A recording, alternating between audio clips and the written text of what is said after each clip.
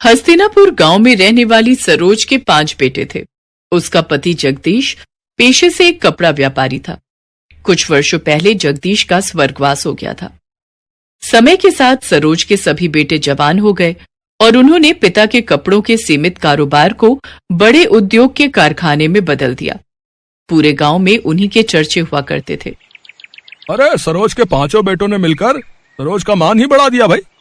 पहले तो पिता के छोटे मोटे कारोबार को इतना फैलाया और फिर उसी कमाई से इतना चौरस घर खड़ा कर दिया। 100% सच कहा रमेश भाई। अमीर रईस होने का सरोज के मन में जरा भी अहंकार नहीं है।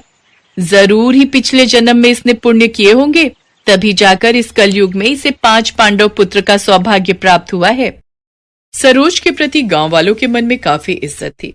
पैसे वाली होने के बावजूद भी उसके अंदर बिल्कुल घमंड नहीं था। अरे मेरे 5 पांडु, यहाँ पर आओ। माँ, कारखाने पर जाने के लिए देरी हो रही है, शाम को बात हो सकती है। कामकाज के प्रति क्या इतना मशरूफ हो गए हो तुम लोग, जो पल भर के लिए अपनी माँ के पास नहीं बैठ सकते? मोहन भैया, तुम माँ की बात सुन लो, हम चारों कारखाने जा रहे हैं। अरे ठहरो, मुझे तुम 5 से बातचीत करनी है। ये तस्वीरें देखो, मैंने तुम 5 भाइयों के लिए लड़कियां पसंद की हैं। सभी खानदानी और रईस खानदान की हैं। ऐसा सुनकर 5 भाई एक दूसरे का मुंह ताकने लगते हैं। तभी उसका तीसरा बेटा कहता है, माँ, ऊपर वाले की दया से आपके 5 बेटे अपने पैरों पर खड़े हैं। माँ, शुरुआत से ही हम 5 भाइयों की सोच यही रही है कि हम गरीब घरों की बेटियों को ही इस घर में दुल्हन बनाकर लाएंगे। माँ, प्रदीप सही कह रहा है। अरे पगला गए हो क्या तुम लोग? अगर मैं किसी गरीब की बेटी को ब्याह कर लाऊंगी तो लोग सैकड़ों बातें बनाएंगे।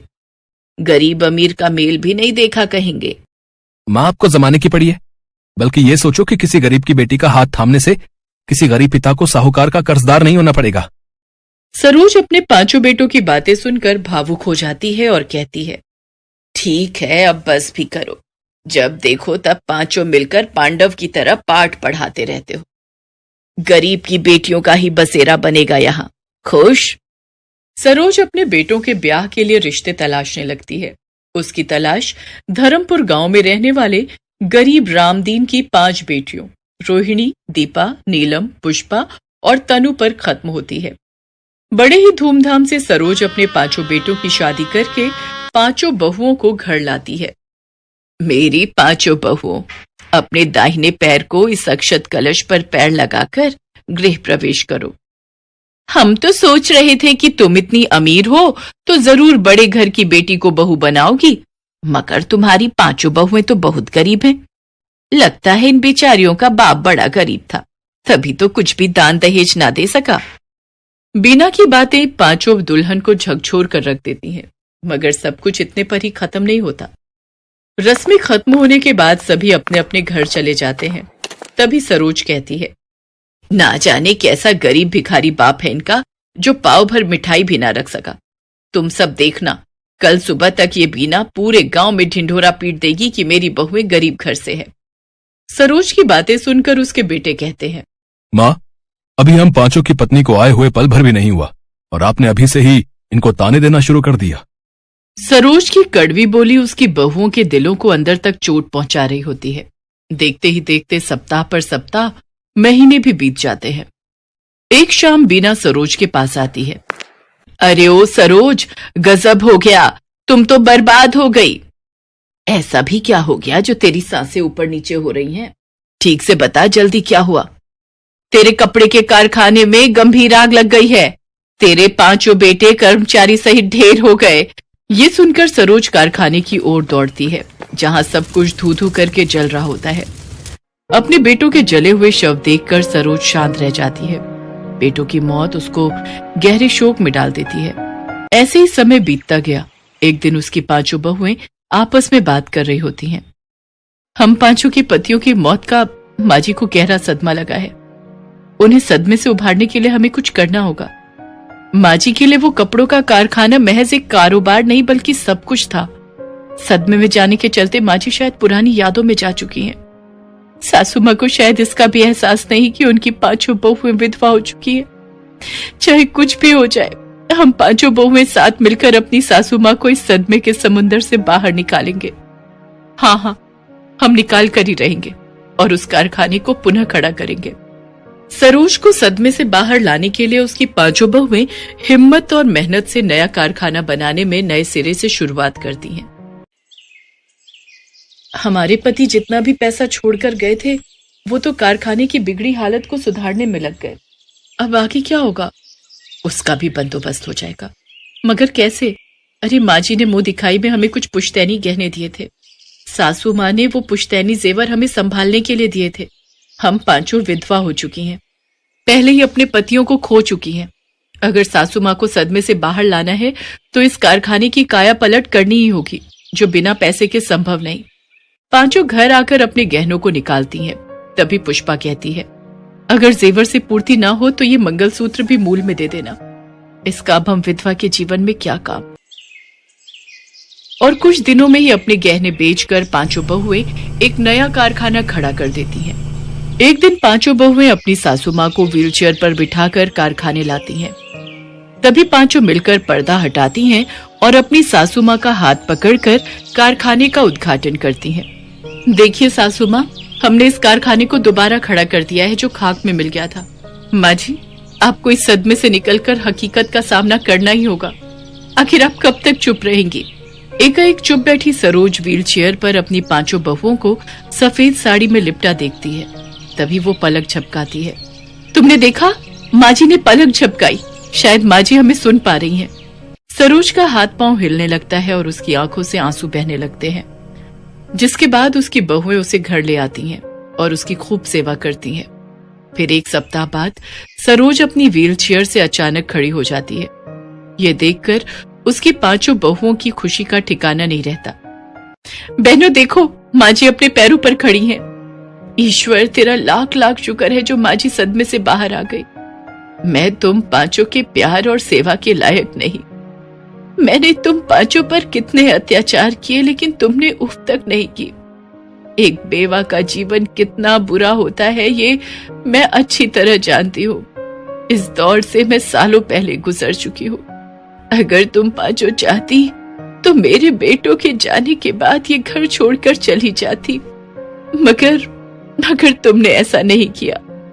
तुम लोगों ने विधवा होने के बाद भी इस घर की दहलीज को पार नहीं किया और मुझे सदमे से निकालने में मदद की। सरोज बहन, मुझे माफ कर दो, सारी गलती हमारी है। मैं अगर तुम्हारे कान न भरती तो तुम अपनी बहुओं को प्यार से रखती। वो कहते हैं ना, सच्चे हीरे की परख तो जौहरी को ही होती है, और हम तो बीना है। मेरी प्यारी बहुओं, आज से ये सरोज सास बनकर नहीं, माँ बनकर अपने बेटों से बढ़कर प्यार तुम्हें देगी। सुख में तो सभी साथी बनते हैं, पर दुख में जो इंसान साथ निभाए वो खास होता है। सरोज की पांचों बहुएं अपने पति को खोने के बाद भी अपनी सास का साथ निभाती रहीं, जो रिश्ते की अहमियत को समझाता है।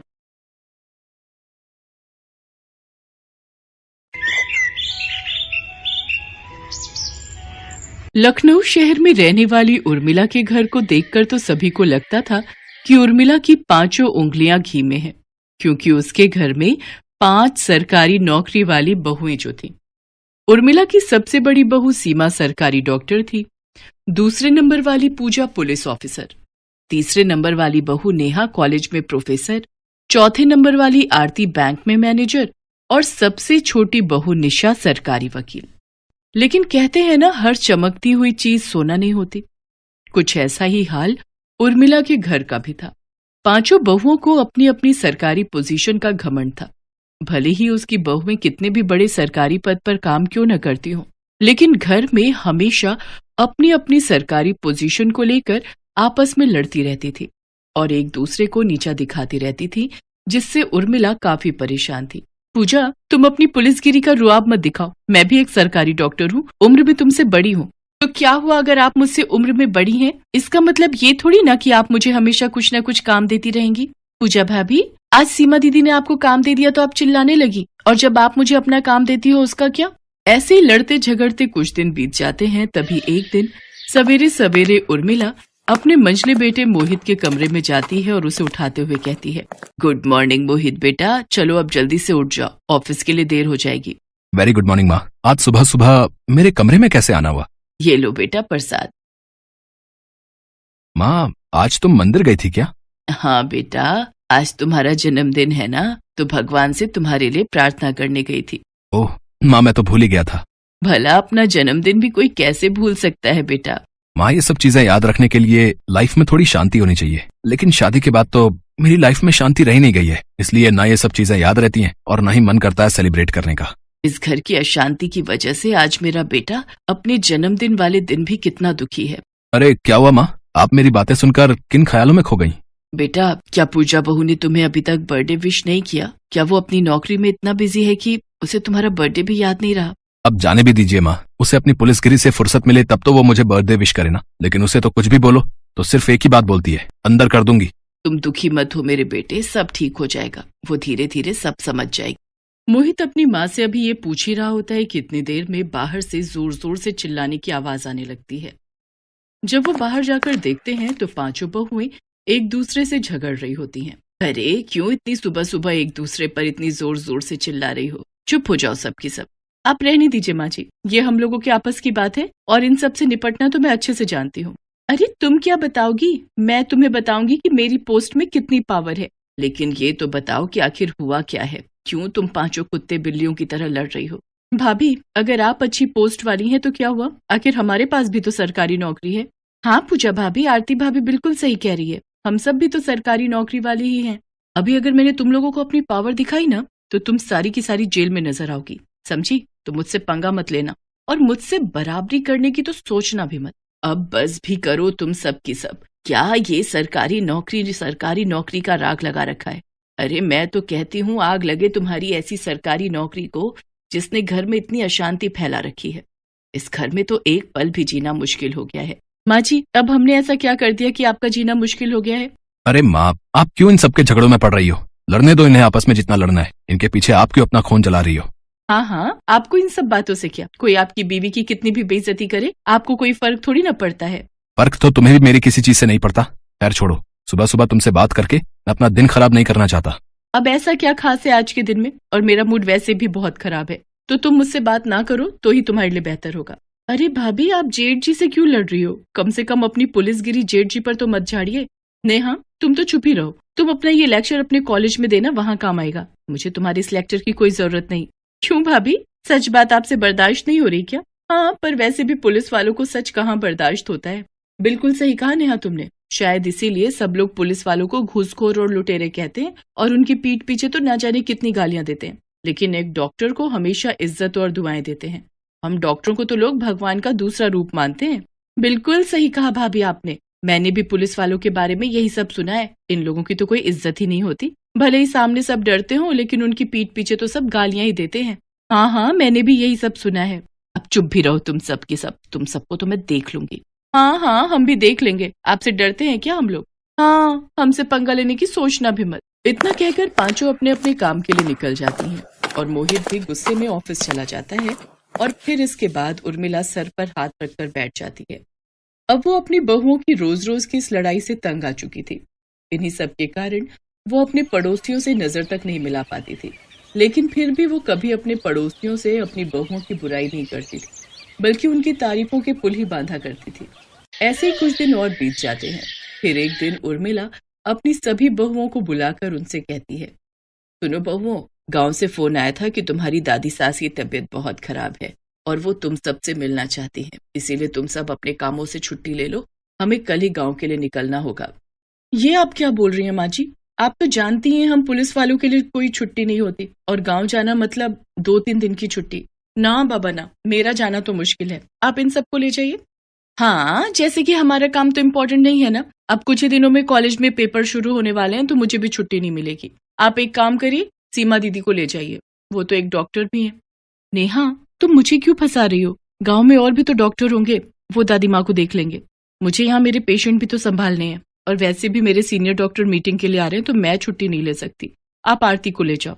हाँ, जैसे कि मेरे बैंक में तो काम होता ही नहीं है, मार्च महीना है और क्लोजिंग का समय है, तो बहुत काम है। आप एक काम करिए, निशा को ले जाइए।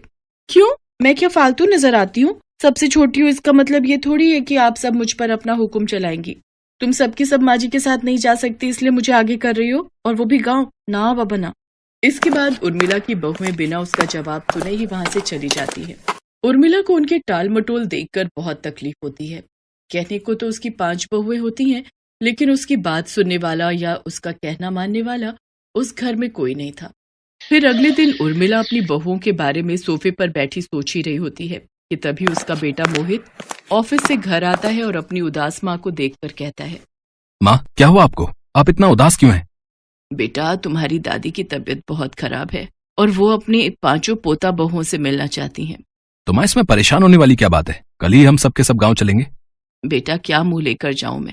5 ने अपनी सरकारी नौकरी का रौब दिखाते हुए एक झटके में मना कर दिया। अच्छा, तो ये बात है। आप उदास मत हो माँ, हम दोनों ही चलते हैं दादी जी से मिलने। इनको जाने दो, इन्हें तो अपने सरकारी नौकरी के घमंड के अलावा कुछ नहीं दिखता। फिर अगले ही दिन उर्मिला और मोहित अपना सामान पैक करके गांव के लिए निकल जाते हैं। उनके जाने के बाद 5 आए दिन आपस में लड़ती ही रहती हैं और जो मन में आता है वो करती हैं। फिर कुछ दिन बाद जब उर्मिला और मोहित गांव से लौटते हैं तो वो देखते हैं कि उनके घर में पार्टी चल रही है। जिसके बाद उर्मिला अपनी बहुओं से कहती है, तुम 5 को पार्टी करने का टाइम है, लेकिन अपनी सास और पति के लिए टाइम नहीं है। आज तक तुम लोगों ने बहू होने की कोई भी जिम्मेदारी नहीं निभाई और न ही कभी ये जानने की कोशिश की कि तुम्हारे सास और पति को क्या चाहिए। तुम सबको तो बस अपनी एक सरकारी नौकरी से प्यार है। तो फिर ठीक है, मैंने भी फैसला कर लिया है। तुम 5 अपना सामान बांधो और अपने अपने मायके चली जाओ और वहीं जाकर अपनी सरकारी नौकरी का रौब दिखाओ। जाओ तुम सब यहाँ से, अब बहुत हो गया। उर्मिला का ये रूप देखकर 5 की 5 डर जाती हैं। साथ ही उन्हें अपनी गलती का एहसास भी हो जाता है। सभी हाथ जोड़कर उर्मिला से माफी मांगती हैं और फिर कभी अपनी सरकारी नौकरी का रौब ना दिखाने का वादा करती हैं और साथ ही साथ अपनी सभी जिम्मेदारियां निभाने की भी कसम खाती हैं।